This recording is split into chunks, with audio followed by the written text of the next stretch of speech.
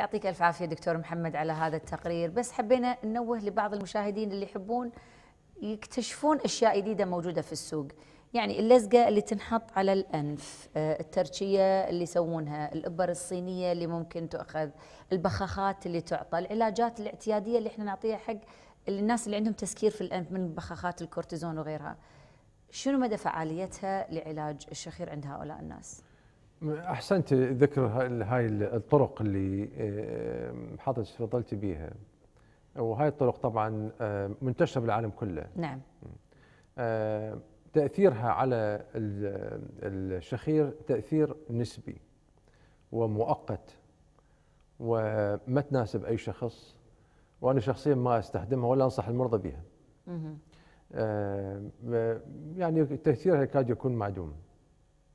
تستعمل طرق أخرى لعلاج الشخير غير الطريقة التقليدية. الطريقة التقليدية هي طريقة جراحية. نعم. وهذه الطريقة طبعا بها مضاعفات، قد تحصل بها مضاعفات لكونها جراحية، وكل جراحة ممكن تحصل بها مضاعفات بلا شك. وفي الطريقة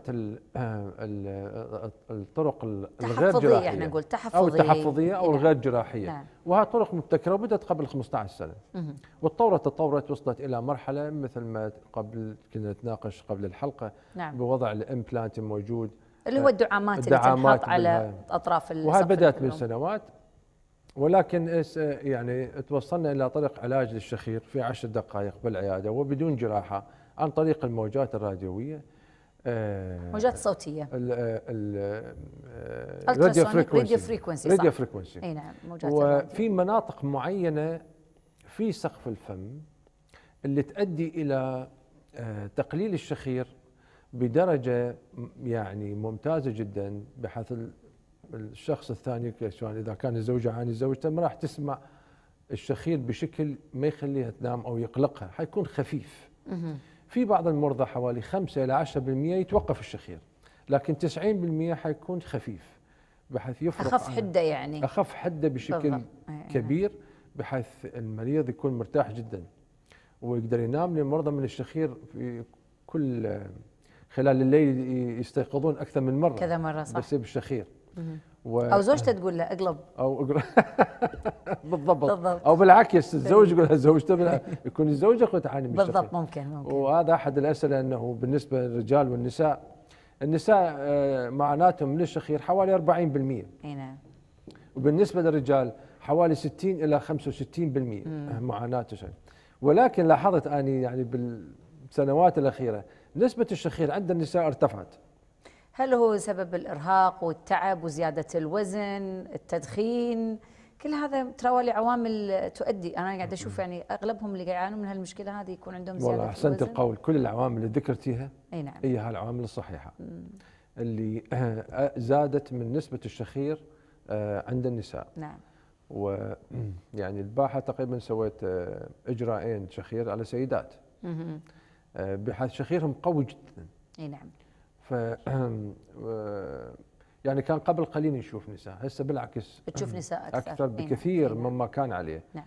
فالعلاج اللي عن مناطق معينة في سقف الفم نعملها إجراء بدون جراحة إطلاقا. نعم. دكتور محمد، أيضا صورنا لك تقرير، طبعا في البداية الحين نفس المريض اللي سويت له الفحص، نشوف مع بعض طريقة العلاج اللي عطيت إياه بالموجات الراديوية أو بموجات الراديو، وأيضا لعلاج مواقع معينة في سقف الفم لعلاج الشخير. نشوف مع بعض تقريرنا الثالث لهذا الأسبوع.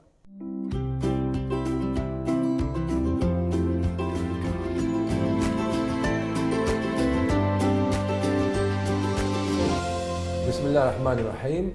الشخير من الحالات التي زادت بشكل كبير، وخصوصا في السنوات 20 الماضية، وسبب ذلك هو وجود تضيقات في المجرى التنفسي. وفي عيادة أنف وأذن وحنجرة هناك علاج حديث ومتطور في علاج الشخير في 10 دقائق تحت التخدير الموضعي وبدون جراحة. هذا هو الشيء المتميز في هذا العلاج، أنه بدون جراحة وتحت التخدير الموضعي، والمريض يقدر يمارس حياته الطبيعية بعد هذا الإجراء. ونلاحظ من هذا المجسم اللي أمامنا هو عبارة عن مقطع في الأنف والفم، ونلاحظ أنه هذا هو سقف الفم، هذا هو اللسان هنا، هذا الفم اللسان، هذا هو سقف الفم، جزء منه عنده عظمي والجزء الآخر اللي هو رخوي. هذا هو الجزء في 80-90% من الحالات اللي يتحرك بشكل سريع في الليل ويسبب الشخير. إذا كان هناك انسدادات بالأنف، اللحميات كبيرة، تضيق بالأنف أو انحراف بالحاجز، أو أيضا قد يكون بالفم، قد يكون اللسان راجع إلى الخلف ونلاحظه يلامس سقف الفم الرخوي، أو تكون هنا لوزتين كبيرة جدا قد تضغط وتدفع سقف الفم الرخوي. فالحركة الشديدة والفايبريشن اللي يصير بسقف الفم اللي يؤدي إلى حالة الشخير. وقد يحدث أيضا حركات في البلعوم، أسفل البلعوم أو فوق الحنجرة، هاي أيضا ممكن تؤدي إلى الشخير. والآن راح نشاهد الفيلم بالنسبة لفحص الشخير وكذلك بداية الإجراء المتميز والمتطور إلى الشخير. راح نشاهد في البداية أنه هذا في داخل الفم، نلاحظ أنه هذا في داخل الفم وهذا هو اللسان، ونلاحظ سقف الفم هذا سقف الفم. لو أرجع شوية بالفيلم هذا هو سقف الفم الرخوي، هذا سقف الفم الرخوي اللي هابط على اللسان، وخلف اللسان حنشوف في لوزتين يسموها لوزتي اللسان، تكون من هنا ومن هنا، هاي أيضا ممكن تتضخم. هذا لسان المزمار اللي يغطي على الحنجرة، هنا هو الحنجرة والحبال الصوتية بعدها. ولاح نشوف أنه هذا هو أيضا اللسان، ها صورة أوضح بالفيلم، وشوف أنه تضيق في البلعوم، وهذا هو لسان المزمار. هاي هنا الحنجرة والحبال الصوتية تتحرك في هاي الحبال الصوتية، راح نلاحظ التحرك الحبال الصوتية اللي موجودة، هاي الحبال الصوتية. لكن نرجع شوية حشوفكم بالمنظر الحبال الصوتية. هم إذا يجب أن تفحص الحبال الصوتية وتفحص أيضا منطقة فوق الحنجرة، هاي كلها مناطق تضيق، سواء يكون بالخلف اللسان يرجع إلى الخلف، قد يكون أعلى أسفل البلعوم ضيق، قد يكون مشكلة في أعلى الحنجرة. فلازم أيضا هاي كل هالمناطق يجب فحصها قبل بداية الإجراء. هاي الحبال الصوتية ايش تلاحظون هنا، وقد يكون فوق الحبال الصوتية قد تكون حبال يسموها الحبال اللي فولس فوكال كورد، هاي قد ممكن متضخمة وتغطي على الحبال الصوتية، وقد ممكن أيضا تسبب إلى زيادة الشخير.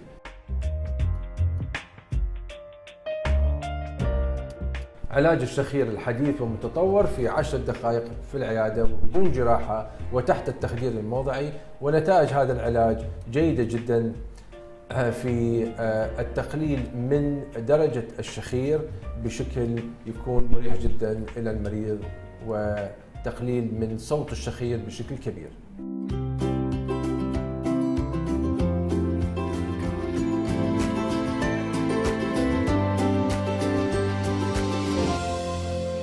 يعطيك ألف عافية دكتور محمد على هذه التقارير الوافية والعملية الجراحية اللي أجريتها للشخير.